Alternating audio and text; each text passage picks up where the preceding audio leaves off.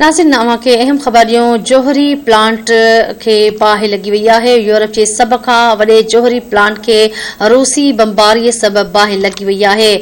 एंद्रो तर शहर के मेयर देमित्रो और लाफ जो चवण है त जोहरी प्लांट में बाहि रूस के मुसलसल बमबारी जे करे लगी है। यूक्रेन के परॾेही वज़ीर जो चवण है त जोहरी प्लांट में धमाको थियो है त चेर्नोबिल का 10 भेरा वधीक तबाही थींदी।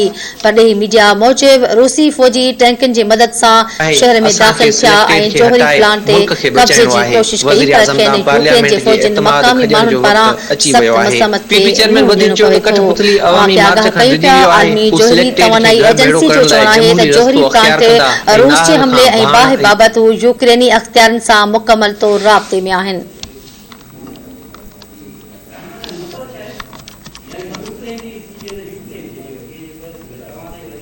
अवांखे आगाह कयूं पिया यूक्रेन के परॾेही वज़ीर जो चवण है त जोहरी प्लांट में धमाको थियो है।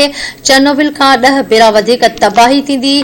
परॾेही मीडिया मूजिब रूसी फौजी टैंकन जी मदद से शहर में दाखिल थिया ऐं जोहरी प्लांट ते कब्जे की कोशिश कई पर खेनि यूक्रेन जे फौजी मकामी माण्हुनि पारां सख्त मज़मत जो मुंहुं ॾिसणो पवे थो। अवांखे अपडेट कयूं पिया आगाह कयूं पिया आलमी जोहरी तवानाई एजेंसी जो चवण है त जोहरी प्लांट ते रूस जे हमले ऐं बाहि बाबति हू यूक्रेनी अख़्तियारनि सां मुकमल तौर राबते में आहिनि।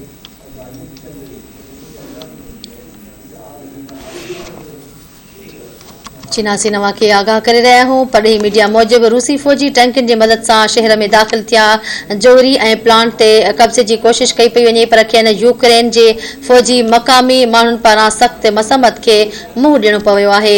आलमी जोहरी तवानाई एजेंसी जो चवण है त जोहरी प्लांट ते रूस जे हमले ऐं बाहि बाबति हू यूक्रेनी अख़्तियारनि सां मुकमल तौर राबते में आहिनि।